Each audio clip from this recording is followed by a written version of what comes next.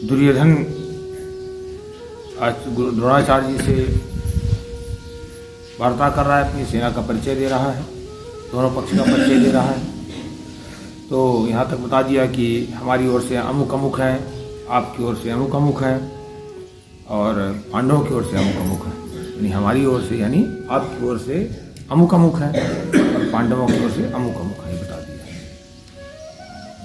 और क्या कहा? अन्ये च बहवः शूरा मदर्थे त्यक्त जीविता नाना शस्त्र प्रहरणा सर्वे युद्ध विशारदा।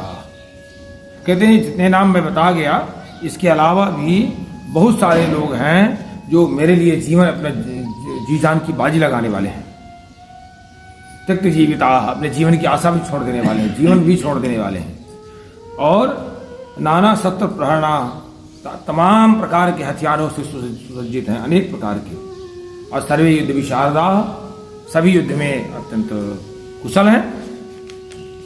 और यहीं से अहंकार जागृत हो जाता है, कहता है कि मैं मुझमें तो कोई कमी ही नहीं, हम तो सर बिल्कुल अभी से ही जीते बैठे हैं, हम इतने हैं कि हम तो अभी से जीते बैठे हैं। अपर्याप्तम तदस्माकम बलम भीष्माभिरक्षितम पर्याप्तम तुजमेतेषां बलम भीमाभिरक्षितम। कहते हैं भीष्म पितामह जी द्वारा हमारी जो सेना है ना, वो रक्षित है, इसलिए सब प्रकार से अजय है। क्योंकि उनको कोई भीष्म पितामह सेनापति वही हैं, उनको कोई पराजित कर नहीं पाएगा। उनको इच्छा मृत्यु का वरदान प्राप्त है, जब तक वो चाहेंगे नहीं तब तक पराजित नहीं होंगे, जब तक वो चाहेंगे नहीं तब तक वो मृत्यु को नहीं प्राप्त होंगे। इसलिए हमारी सेना अजय है। अब बताइए, इतना बड़ा इतनी बड़ी व्यवस्था थी उसके पास, कैसे कैसे लोग चुनाव के, लेकिन तब वो उनका भी उनकी मृत्यु हुई, वो भी हारे। क्योंकि भगवान का आश्रय नहीं था उनके पास, और पांडवों के पास केवल एकमात्र भगवान का आश्रय था।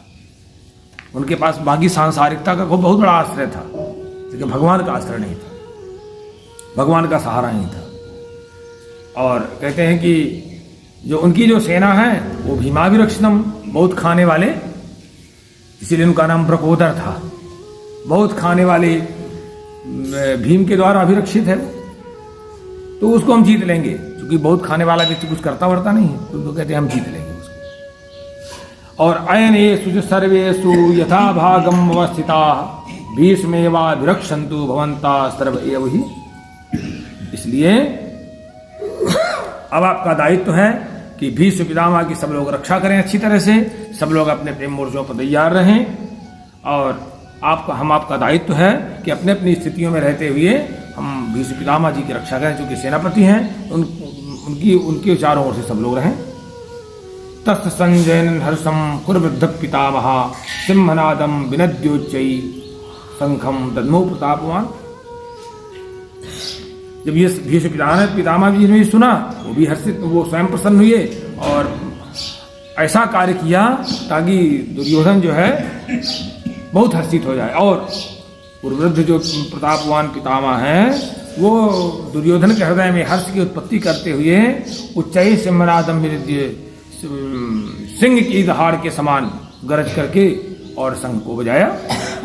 इसके बाद जब भीष्म पितामह जी का शंख बज गया, ता शंखा से वीर्यश्चे पड़वानक गोमुखा सा शैवाभ्यहन्यंत सशब्दस्तुमुलो भवत्। इसके बाद शंख बज गई, नगाड़े बज गए, ढोल मृदंग और भी तमाम तरह की बाजा बज गए, एक साथ सब बजे, बड़ा भयंकर तुमुल शब्द हुआ, भयंकर शब्द हुआ।